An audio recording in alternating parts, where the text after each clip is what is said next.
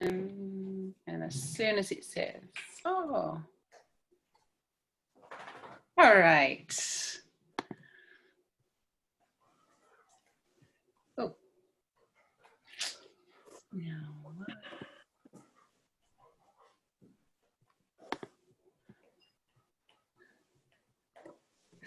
Okay, all right, so we are now live on Facebook. Oh, welcome to the Inspired Living series, and I am delighted to be here with two wonderful guests, a bird from Spain, no, Amanda O'Shea, it's lovely to have you here, and Stephen Desborough, known as Steve.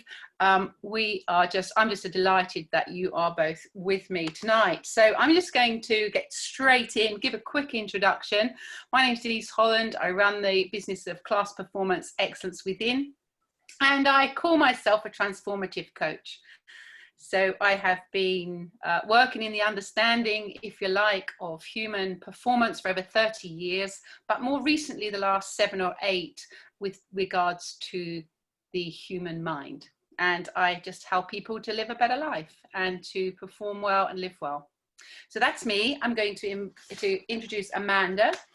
And if you don't know Amanda already, she is the loving life coach from the Serendipity Experience. With over 25 years of experience in the provision of holistic healthcare, Amanda feels a dedication to mental health coaching. She speaks at international conferences, worldwide seminars and podcasts, and creates retreats across Europe. Amanda has worked exclusively in the world of addiction and recovery for the last few years. She has a passion for bringing her experience from this role for sharing in the form of prevention to young people, parents and teachers. In 2019, Amanda joined the iHeart team as a facilitator as they launched in Spain and feels inspired to help solve the mental health crisis. Welcome, Amanda. It's great to have you with us. Thank you. And Stephen Desborough is a performance coach and has been director of Performance Coach UK Limited since 2006. It was while Steve was working as a financial futures trader in the city, he saw his performance and well-being was being influenced by his state of mind, and not as he thought by the outside world. Without realizing it at the time, his new career path began. It was then that he committed his new career life to learn more about the human mind. Steve, it's great to have you here.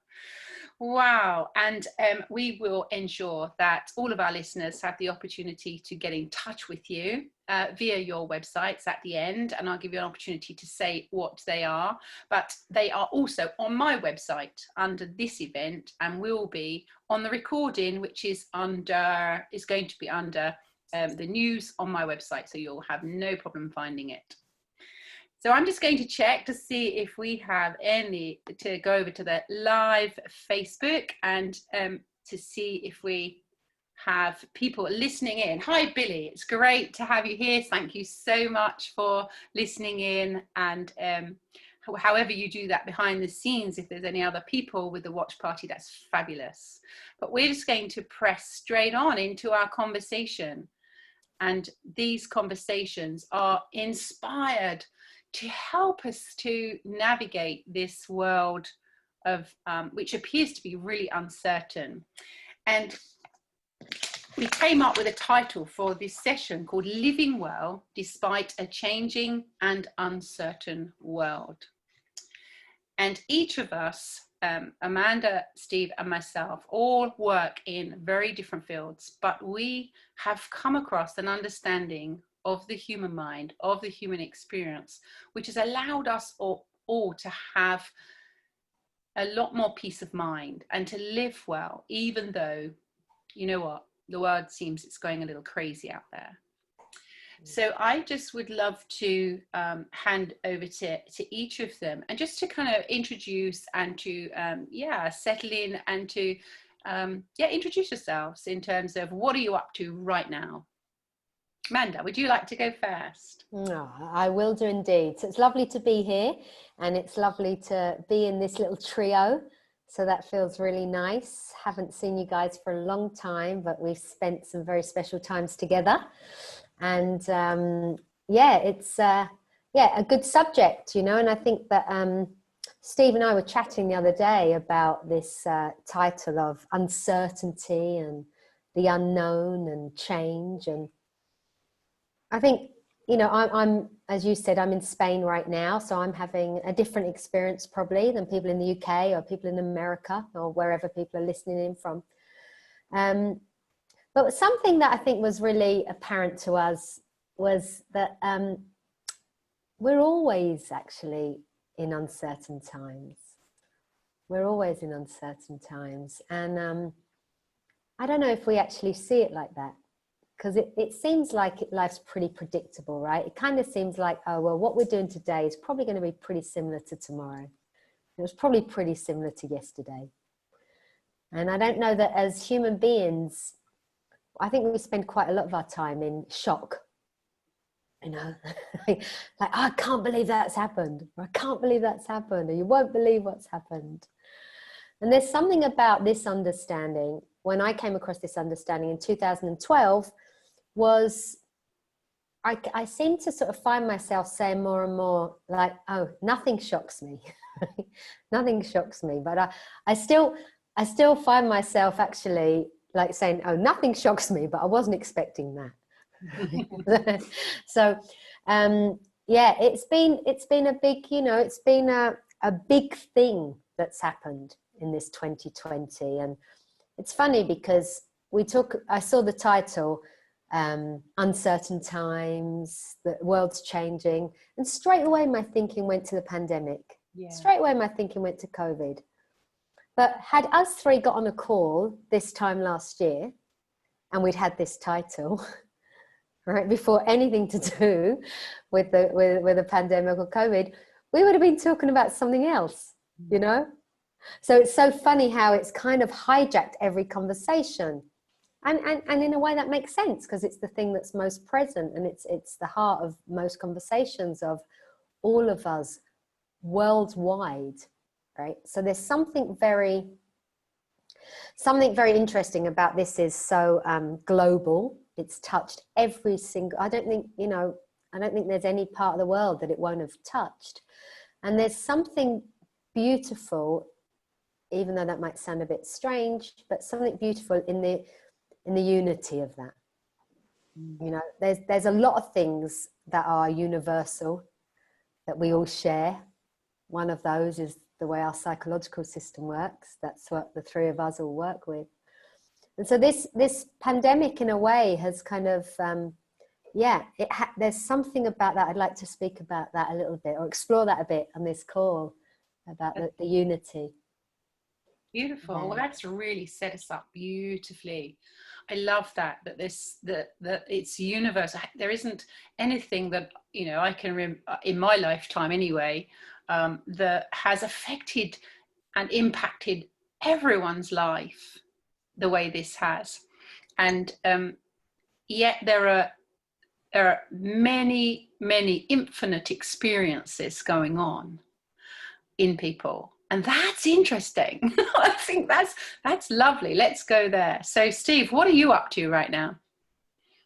Evening, Denise. Well, lovely introduction, Amanda. Really loved the way you put that across. Firstly, Denise, thank you so much for inviting myself onto here. Really privileged to maybe contribute with a few words. So I'm really looking forward to seeing how it unfolds. I've literally just got back in from London. I was going to say the city, but the West End of London today, and it's a different London. But as you ladies are rightly pointing out, it's a different world at the moment. And there was two words. I mean, we've said a lot about certainty so far, and that's part of the title, or uncertainty. And that word seems to come up so much for me and a lot of people that I work with. And even I can find myself still searching for certainty in certain areas, absolutely. And another word that came to my mind as I was listening to you both was control. This word control seems to feature so much, even pre the challenges that we're facing ourselves now. It's, you know, we want to control our thinking, we want control, we want to control how we feel, we want to control this. It's now that the government are controlling us, or this is controlled them. And it's so interesting for me that that this was kind of prevalent for people even before these challenging times. And as Amanda said, we're looking for certainty in a world of uncertainty. And we're looking for control in somewhere where we don't have control. And what I've seen more and more for myself is it's not relinquishing control out of not caring. It's kind of relinquishing control out of the realization that I have limited control. I have a lot less control than what I often believe or what I'm trying to achieve. So I'm really looking forward to seeing how this unfolds, and hopefully the listeners can get a little takeaway. I mean, we spoke briefly before the call.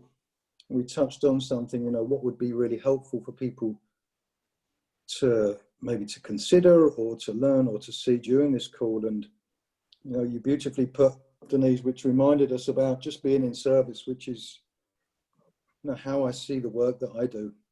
And as soon as I'm not in service and I slip into it's about me, or it's certainly not about service, I know that I'm off track. Yeah. So hopefully people tonight can maybe hear something new and maybe just get curious around some of the things we're going to be talking about, but also just to be open to the idea that there's a space where peace resides within them regardless of what's going on. Yeah. I love that. Thank you so much, Steve. It was a beautiful introduction. And let's just dive straight in then with regards to one of the words that came up for me was I see people being a victim of the way in which it is, the way in which it's portrayed on Facebook, on the media, how it is, like you say, the government appear to be controlling things, and the virus itself, you know, it's out there, and you know, and there's lots of people that have lost their lives, and it can appear to be, and is very, very, it can be a scary thing. And yet, how is it then that we can live our lives in the knowing that there is this peaceful, beautiful, joyous space inside of us? How is it that we can live well despite anything that's going on? And I think that's a really, really cool place to start, because we are alive. That's the most important thing. And we have this incredible intelligence behind life that's brought us here. And yet something happens like COVID, and there's this incredible feeling of feeling victimized by it. And so I'd love to just start there. How can we help people navigate this world where it's really changeful and can appear very scary in a way which is much more joyous, much more peaceful, explorative, and creative and fun? Yeah. I think the first thing that comes to my mind is just even today, as an example, working with one of the clients at a company I was with, and he's one of the bosses of the company, and they're doing remarkably well, and they did remarkably well during lockdown, which before then they was very concerned about. But the you know, breaking all sorts of records in-house, and he even said, I'm amazed at how out of sorts I feel, considering personally I've just had my best month, and so's the company. And he then kind of unraveled everything that was going on within the business and what was upsetting and what wasn't right. And and it was just kind of quite clear to me how I do what he was doing, but how it showed up in the conversation, which was how personal he was taking his thinking. And I remember, I think it was Mara said at my very early part of this journey many years ago, you know, how personally we take our thinking. And it was one of those many things that just went over my head. What do you mean, how personal? Let me try and work that one out. And obviously I never did. But more and more I'm seeing, when I take my thinking personally, when I take what's going on personally, it's as if there's a wedge has been pulled between, or put between, like this universal connection, that there's this universal intelligence. I always remember one of my clients saying about ego, which was edging God out. And I just thought that was such a beautiful expression. And I can see when I'm getting into my personal mind, or when I'm taking things personally, as my client did today, it's as if we're edging some greater intelligence out, as if we're edging that space, that peace, that freedom, the clarity, all the things that we're looking for. It's like that just gets drowned out. I always think of the personal thinking as like if we were in a room full of puppies and they're all running around, all these puppies. The puppy that's going to get your attention is the one that's yapping the loudest and biting at your ankle. And it kind of just always reminds me of, that's my personal thinking. It's really loud and it's really yapping and it's biting at my ankle, and it really is demanding attention. Right. So what comes to mind is are we saying that we have a thinking problem, or do we have a world problem? And I love that. So Amanda, why don't you take us further? Well, yeah, I don't know if there's any problems really. So, there's what's happening. Yeah, exactly. There's something happening. And I don't make it happen. Denise doesn't make it happen. Steve doesn't make it happen. But it certainly happens, and it's called life. And you said something there, Denise, that resonated with me, which was we're alive, right? So what I feel like I know for sure, it's what I spend my days teaching and coaching, is that if we are alive, if you can hear me right now, if you are watching this, then chances are you're alive. And if you're alive, then the way that your psychological system works is the same way as it works for me, Steve, Denise, or any other human on this planet.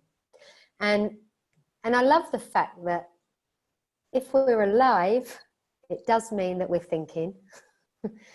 And, that's a great gift. And the greatest gift is that we get to feel what we're thinking. And that's kind of how it works. We're alive, we think, and we feel what we're thinking.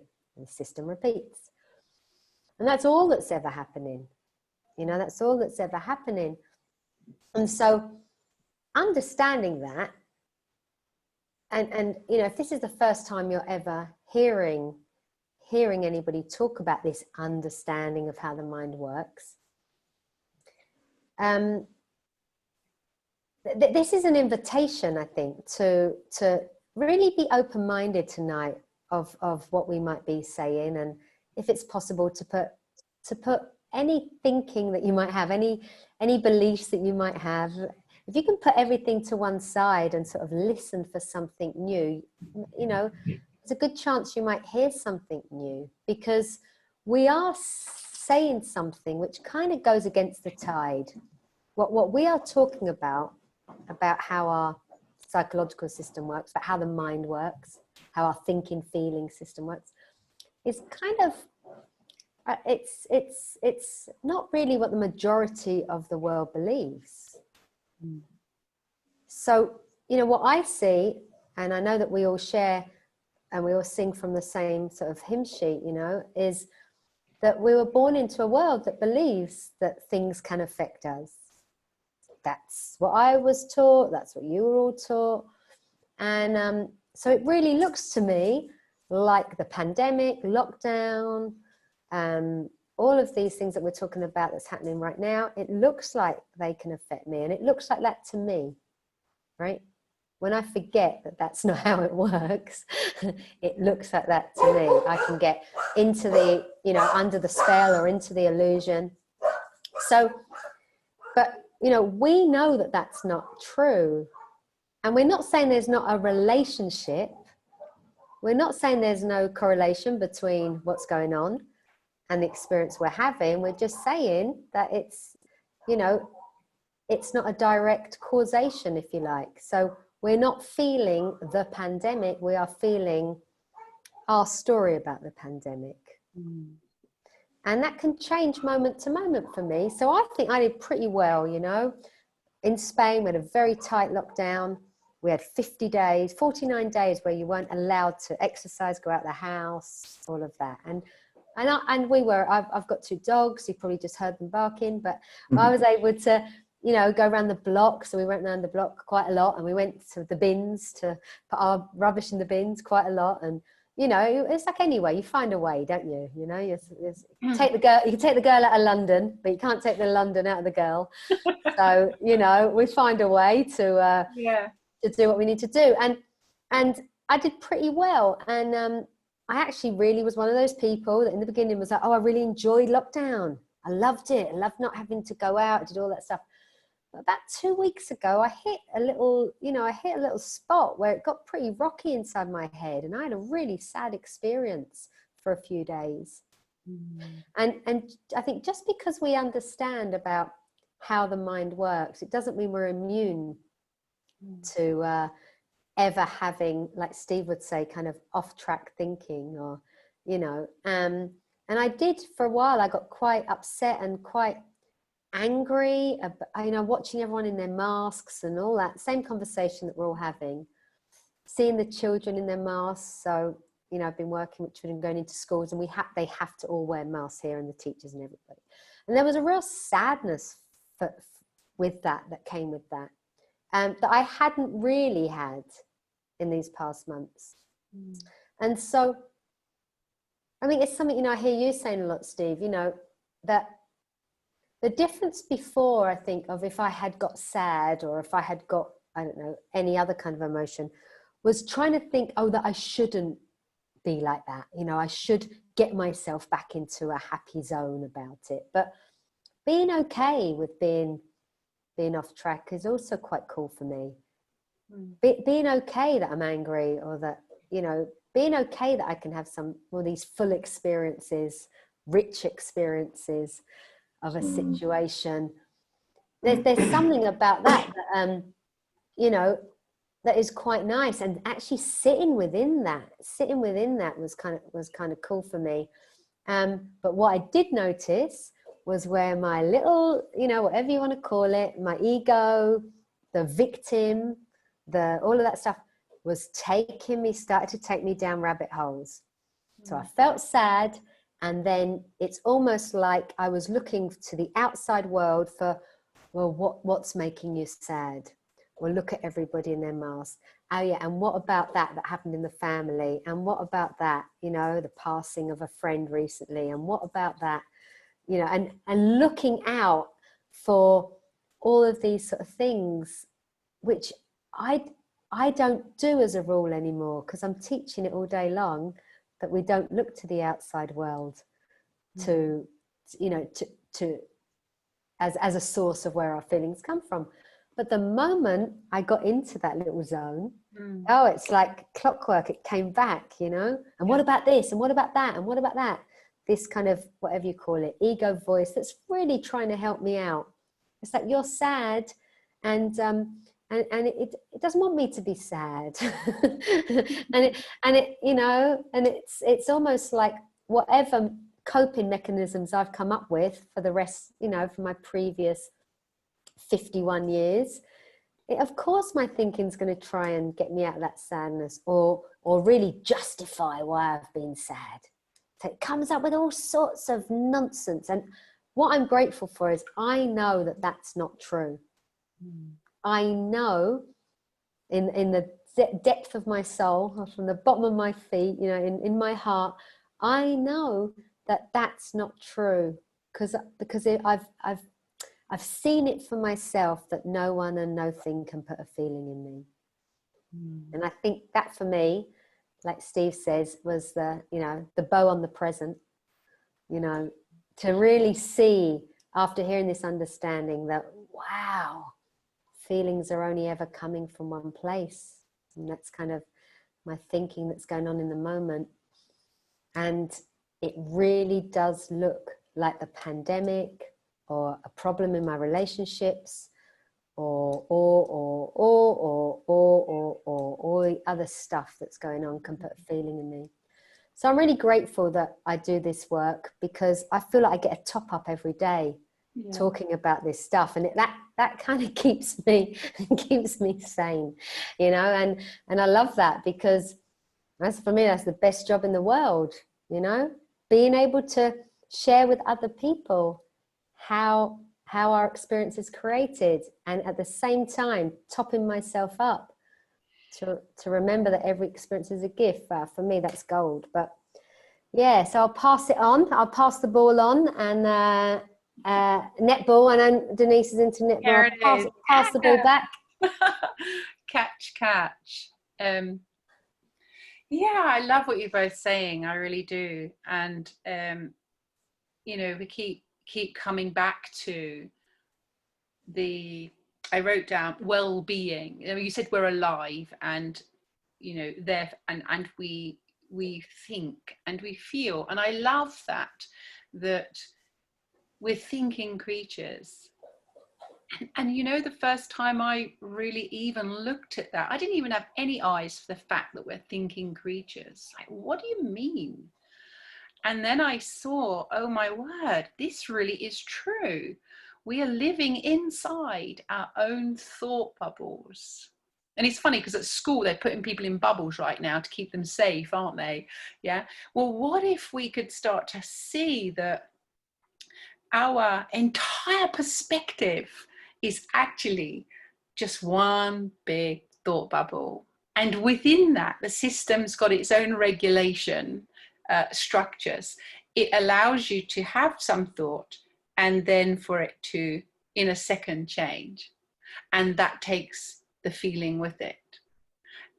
And it's so fascinating to see how it's working, the fluidity of this psychological system that Amanda, you alluded to so beautifully. And you start to look there, and it's kind of confirmation and heightens curiosity to, yeah, you know what, that's really true. The COVID is still going on, job losses are still going on, you know, sadly people are losing lives. But you know what, in one single day I'm having this range of experiences, and nothing else has changed on the outside. Like we're still in this, you know, lockdown, we're still in this jobless future potentially. And yet I'm having this experience, which is so transient. And I didn't see that. I didn't even consider it. And then I started to think, oh my goodness, yeah, you know what? In sport, we could lose a game and we could be really distraught afterwards and think, oh my goodness, world rankings. And then, you know, the next day, we're kind of over it and we're looking to the next test. Well, that's curious. The loss is still the loss.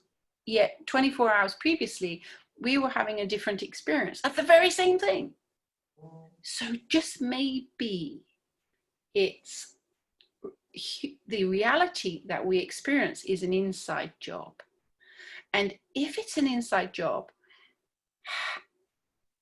how does that work? Can we start to see how it works? Because if it's inside, it means I don't have to be a victim of the outside. I can completely look towards, well, what's going on here? Now, I'm not saying that we can control our inside thinking, because you know what, sometimes I get thoughts that come into my head and I wish I didn't have them because they give me a really horrible feeling. But knowing it's not coming from at me from outside, knowing it's coming through me as part of my psychological system, just really helps. It really helps me. And knowing that, you know what, by tea time, if I leave it alone, it's gonna go, it's gonna change, because we can't hold a thought. If I try to think my way out of it because I don't like that feeling, I get into trouble and it gets worse. So I love this conversation that there is real hope, not by applying techniques, not by more knowledge, not by more tools to feel better, but just by simply profoundly understanding, how does this human psychological, cognitive, feeling, emotion, whatever you want to call it, how does the system work? How does consciousness work for us? And if it is inside job, you know what? We would be pretty good to look in that direction.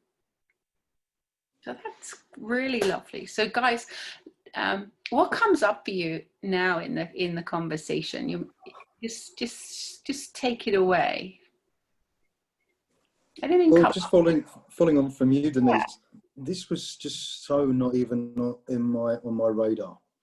Any of this, anything that, you know, I'm now seeing and we're talking about here today, it was just, I don't know, it was just something I'd never even considered. And when I did start to consider it, what I did was I brought a hell of a lot of thinking around it, trying to analyze and work it out. Yeah. And you can imagine that didn't go too well. You know, I was the kid in all classes on this journey in the corner with the D on his hat. That was me. But I think, you know, something you said there as well, it's such a simple word, but a word that is so relevant right in this moment. It's the word hope. Yeah. And for me, it wasn't so much about hope for something. Yeah. Hope that COVID goes away, hope that this happens, hope that we change, hope that the world gets back to how it was. It's just hope for nothing specific, but having hope in your heart. And knowing that hope is, when everything's stripped away, that's who we are at our real core, is we are hope. And it's so powerful. And again, you know, something else that you said, which is alluding to is right, okay, well, let me try and get hope. Let me try and create hope, or and it's just, again, something that would have been something that I would have tried to have done, or would have been listening to this thinking, okay, well, I need to do hope, or I need to try hope, as opposed to seeing, which I think we've all touched on slightly, is the magnificence of the design. I mean, you're talking about consciousness, cognitive, you're talking about thought, we're talking this intelligence, I mean, and we're nothing to do with it, and yet we are it. I mean, is there anything more fascinating in life than this? I mean, when we get to kind of play around with this on a daily basis, and I think that's, again, for me, just what we're encouraging people just to consider, just have a play. Just have a play with this. And, you know, does COVID always look the same to you? You know, and when I'm speaking to clients sometimes who are traders, and I had that absolute convincing belief that my P&L, my profit and loss dictated how I felt, which was fine. All I needed to do was make money and not to lose it, and I was good to go. But then, you know, you start reflecting, well, sometimes when I lost money, I wasn't upset. And sometimes when I made money, I was pretty frustrated. And just seeing how simple we've got everything back to front, and how innocently that is getting rubber stamped on a daily basis to us by, you know, friends, family, media, parents, upbringing. And that's why, you know, I'm so excited for Amanda and all of the iHeart team, as well as what we're doing. We're just doing our own little bit, but really trying just to, that great expression, which is just tapping people on the shoulder and seeing them wake up. Seeing them wake up to maybe that you're not who you think you are. You're infinitely more than you can imagine. Now, what that is, I don't know, but I'm just really willing to explore and play with that. I love the play, and I think we must have one of the most playful people here with us, Amanda. She's always got this amazing smile, and she just is full of love. And Amanda and I we started off at Jack Pransky's training, and I remember we had this beautiful session on the sofa where we were looking at listening deeply, and then from that moment we were connected. And last year we spent some time together at Amanda's Love and Clarity retreat. And so I think, Amanda, we are amazing human beings, and yet we have a lot of ideas about how we're not, and how we need to look for our security in the world. And when that is changeful and very, uncertain, life can get pretty scary for us, and we lose the fact that we are amazing. And we've been here for thousands of years, human beings, incredibly resourceful, incredibly resilient, and full of this amazing intelligence, which makes our hearts beat and allows us to know we're alive. So why don't you talk to this amazing subject that you love speaking about, love? And it is amazing, right? And I love speaking about love, and I love speaking about anything to do with this subject, because I love what Steve just said there, you're not who you think you are. Yeah. And that song popped in, like that, that chant at football, like, who are you? Who are you? I love it. I love that. Oh my God. And it's like, what does that even mean? You're not who you think you are. And we're pointing to that we're something so much more than this physical being that's been given a name. And we point back to that unity. I think that, we're all connected. We're all connected because we might talk about it because we're from the same energy or the same source, or whatever words we want to put on it. But we're also all connected because of this amazing psychological system that we have. And that's just a fancy way for talking about how the mind works, right? It's like this amazing gift. We're talking about anything amazing. And Denise, you mentioned Jack Pransky there. And it was actually where I first met Steve Desborough as well, on the Jack Pransky training many years ago, Steve, maybe 2013 or something like that. It was way back. You came and did some a walk-in retreat. Amazing time. Loved it. Yeah. It was a long time. It was a long time, many years ago. And I think Jack has got that quote on his website, which says, "All we are is peace, love, and wisdom, and the power to create the illusion that we're not." Right? So it's all we are is peace, love, and wisdom, with the power to create the illusion that we're not. And, for me, that kind of wraps up the whole understanding in whatever that is, 9 words, 10 words, 12 words, whatever it is, not many words. And, to think that, so for me, everything's love, right? For me, it's all love. It's all an expression of love.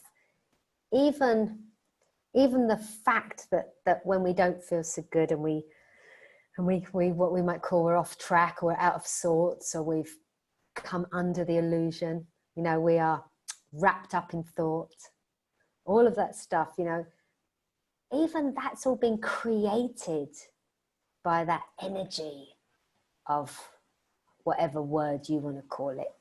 So I use the word love for that aliveness, that thing that creates everything. So some people might call it God or the universe, or a zillion words for it, right? But I think we're all pretty much pointing to the same thing, I think that we're all pointing to similar things. And I've heard some great things recently, whether I'm listening to Russell Brand saying something, or Muji, or Sydney Banks, or, the man down the road, the little tapas bar, or whatever. We're all saying the same thing, whether you're hearing everything's going to be all right, or it's all okay, or we'll get through this, or, we were built for this. We were built for this stuff. And I think that gift that we all have, of, especially when we work with, we work with children, or we work with the young ones, of pointing them back to, there was something you said earlier, both of you said, and it reminded me of that word we use a lot, which is innate. this innate well-being, this innate resilience. Steve was talking about hope, you know, seeing that as something that's innate.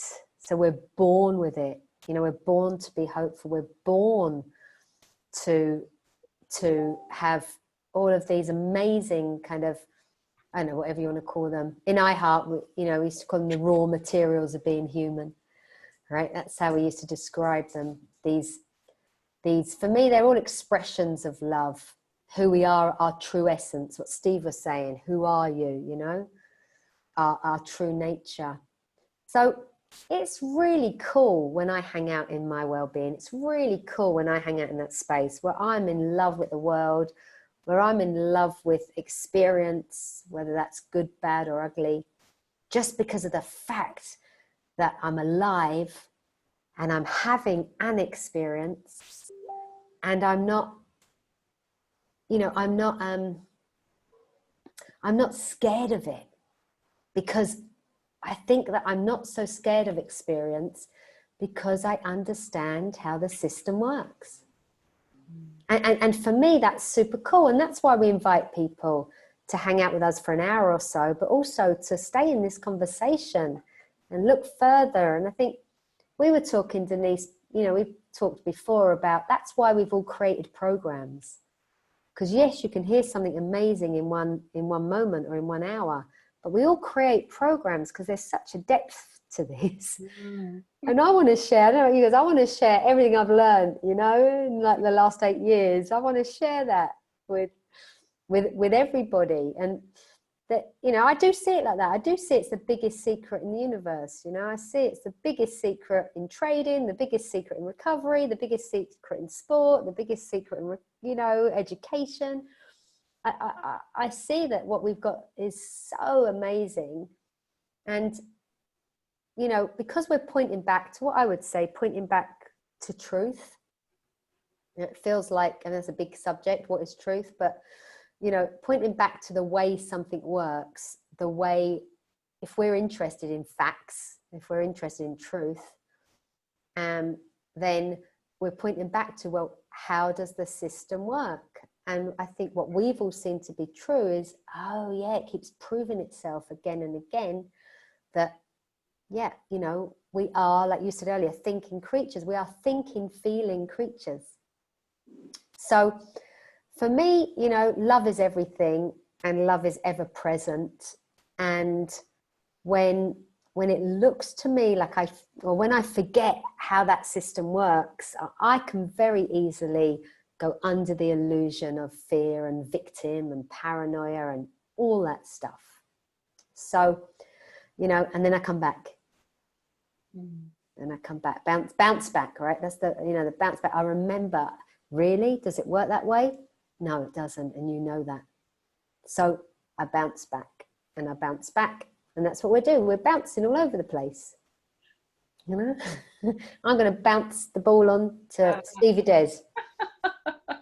Throwing from the sidelines. Throwing. Oh, lovely. Beautiful again, Amanda. And you're so right, Denise. If anyone can talk about love in such a free, honest, and such a heartfelt way, it is the wonderful Shazy. So great job. And something else, Amanda, which we're both doing very well, Denise, at praising Amanda tonight. But I always remember something that you said, which I love, which was, and you're going to have to correct me on this, but it was something along the lines of, you get excited about what's going to be created in your mind next and then next, because you just don't know.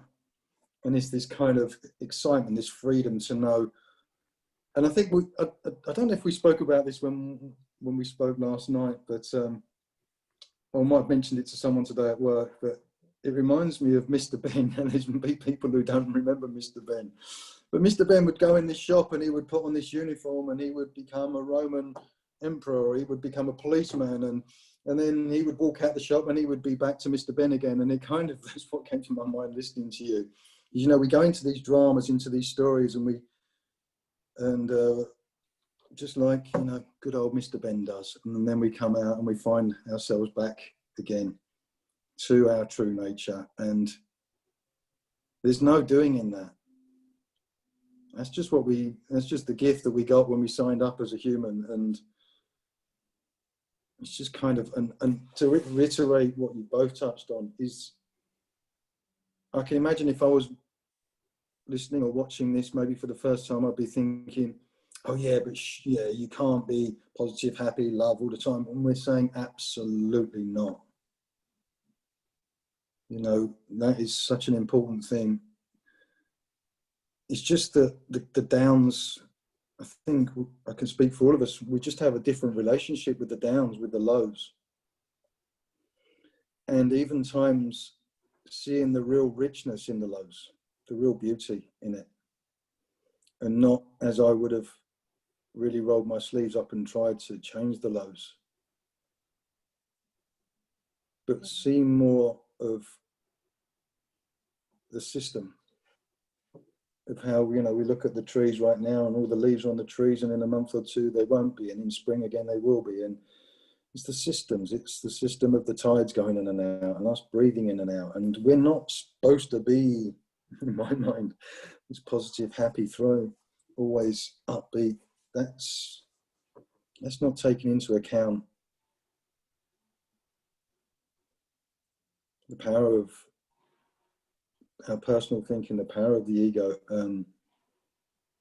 But as you said, Amanda, it's all coming from the same place. It's all coming from the same design. It's all coming from the same system. Whether it's good, bad, or indifferent.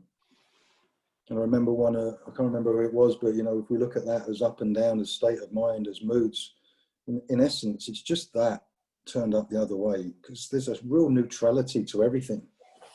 If we've got the courage to kind of have a look at that. And I think that's something that's been really interesting for me, more and more so recently, is just having that courage to have another look. And really? Yeah, is it really? I'm going to have another look at that. I'm going to check that out. That can't be right. It really can't be how it's looking. It really seems that something on the outside is affecting me and dictating everything. And I need to address that, sort that before I feel okay. And the question, it was something that comes to my mind. I can't remember who said it, but it was, what do I know to be true right now? What do I know to be true right now in this challenge, in this situation, in this circumstance, in what's going on in my head? And it just gives us that ability, that capacity to maybe sort the wheat from the chaff, and to give us a clearer perspective.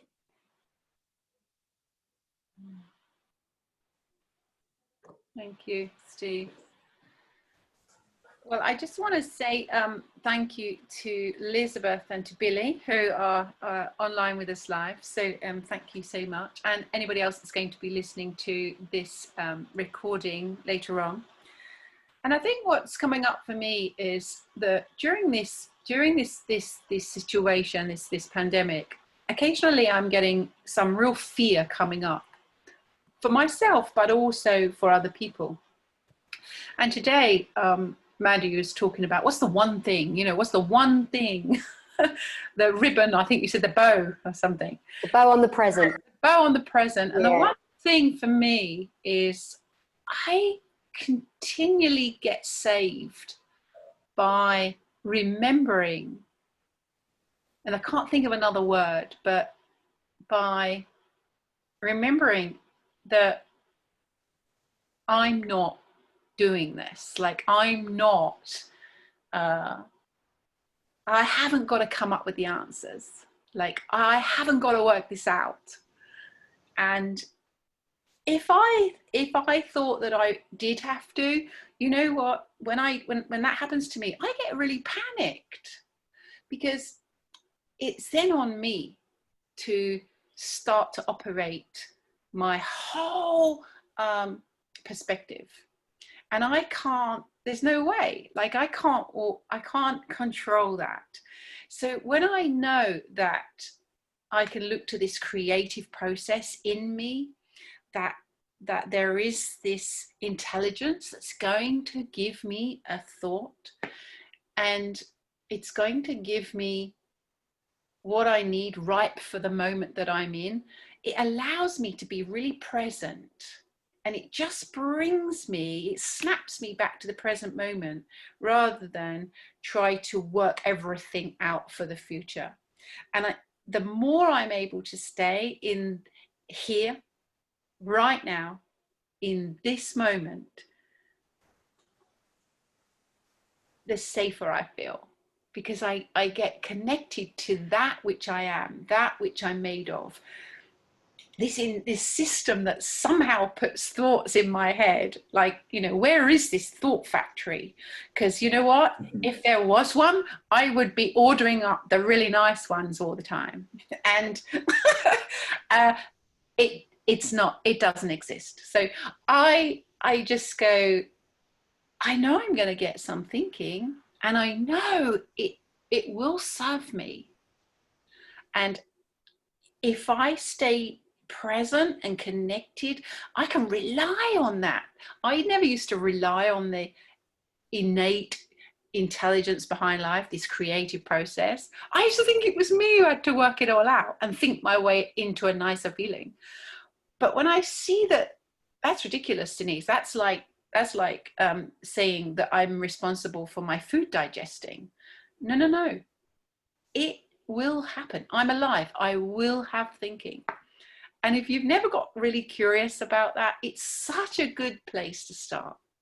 You just really just sit and don't do anything with the content of your mind. Just watch it. Just watch it change. And that's fascinating, because underneath all of that activity and that fluidity, there is this wordless, formless, spacious essence, this sense of wellness. And I love that that's who I am. That's who we all are. And I can rely on the fact that I can feel that and touch that space at any moment. When I just come back to this present moment and remember, like you say, Steve, who I am, what I am. It's beautiful. There's something about we were talking earlier about the pandemic and stuff, and you know, like viruses, for example, being invisible, and this thinking system is invisible. Like these things that are invisible, they can really cause a lot of trouble. There's something, it's like, you know, can't see what it is, but it's causing trouble because we get to see we don't get to see these invisible things at play, but we get to see the effects of them, right? So, you know, we're getting to see, we can feel an invisible system in our, you know, that's what we get to do. We get to feel it in our physical body. And you said the word formless there, Denise, and that's what, you know, what sort of jogged that on, which is, you know, this formless, we talk about the invisible, this stuff that's going on behind the scenes that we're not seeing, but we know it happens. Like actually there's this thing going on behind the scenes of our experience of life. I mean, that's what we all teach, right? When we're on retreats or in workshops or in our one-to-ones, the behind the scenes, that system that works behind the scenes in order for us to have an experience is always at play. It's constant. It doesn't have a day off. It doesn't have fiestas off. It doesn't have bank holidays off or weekends. 24/7, you've got, you know, this system of thinking, feeling, that's just how it is, and it never stops. It never switches off. And if we've got caught up in our thinking, which I think most people can relate to that. I speak to people and they say, I just want to get a Hoover and like suck all my thoughts out, you know, just like stop that. I want to stop it. And that's what's beautiful, I think, about understanding. We talk a lot about understanding how it works. Kind of is so helpful because we get to realize, oh, we can't stop it anyway, so there's no point trying, because that kind of just makes it worse and keeps us all keeps our knickers in a twist. And you know, and seeing it play out, we get to enjoy more. There's something you both talked about, joy and laughter and lightness, and I think there's something about that, like it all gets too serious, right? It all gets too serious, and there's something about being okay with bringing lightness to even situations that look like they're sad or look like they're tough. And I think we can often get frowned upon for that. It's like, oh, here they come, the happy clappy gang or the positive gang, or, you know, staying in their well-being when they should really be miserable and sad because it's really bad what's happening out there. And we're not saying that we don't all have our own personal opinions on that, because I know I do, certainly. I've got real personal opinions about this whole pandemic and my own personal views, but I do understand that they're Amanda's views. That's Amanda's thinking. Doesn't mean it's true. It looks like it to me most of the time. Isn't it funny, Amanda, how much time we spend on trying to get other people to agree with what it is we say? Yeah, good luck with that one. Funny, isn't it? And we try to get other people's approval by the way, by what we're doing. Such a strange thing. And we like that. We like that, Denise. We like to hang out with people who agree with us, right? And I think because then it's sort of, there's a belief that is just not true for me, but there's a belief that, oh, you know, around like-minded souls, around people that think the same, that we're sort of united. And I think what we point to is, oh yeah, we get an understanding of separate realities, and then, you know, we can still be friends or still get along, and yeah. And that's more interesting. That's what it is. It makes it interesting, rather than spending energy trying to convince other people to think the same way as I do or see it the way I do. So what I see, the thing, like what we do is we don't really get caught as often in that trap. We're more curious about, wow, you see it like that. Right, I see it like this. Tell me more about how it looks to you. You're good at that, Steve. I love the way you kind of talk about that stuff. How it looks. I think you touched on something which was a word that was coming to my mind as well. There's certainly a big challenge going on globally. There's big change going on globally. But you said, you know, there's the opportunity for lightness and laughter and fun.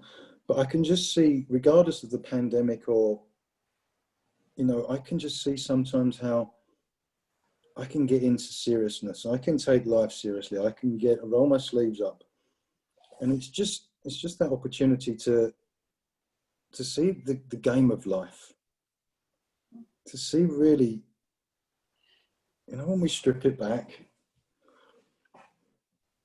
it's a game, and sometimes with this game, I can take it a little bit seriously, and when I do, it's a bumpy ride.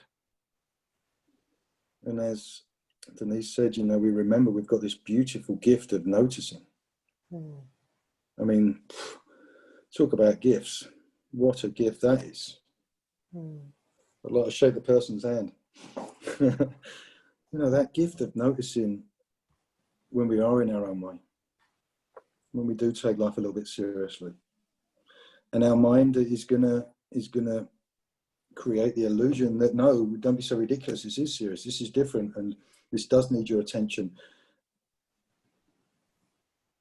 And all we're inviting people is just to have a look, and is there an opportunity for lightness?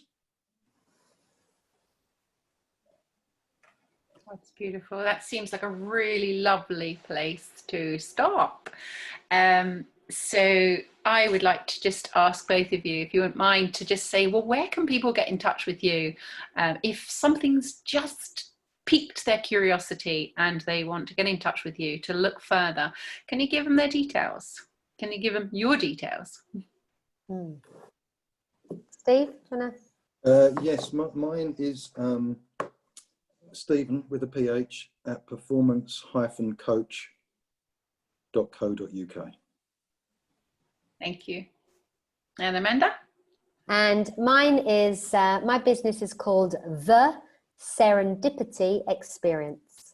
And you can find me on YouTube, and you can find me, you know, go through my website, and you can sign up to my newsletter, and all the info's there. That's lovely. Well, I just want to say big thank you to you guys. It's been a lovely, fascinating conversation and some really beautiful pointers for people. And it's really lovely to share this space with you today. And I just want to say thank you to our listeners. So if you're listening now or later on, thank you so much. And if you'd like to get in touch with myself, it's Denise Holland at www.class-performance.com. All right. Well, I just want to say farewell, and I hope this has been of interest to you all, and I will see you soon. Oh, love to all. Yeah. Thank you. Thanks, Denise. Thank you so Denise. much. Thank you, Steve.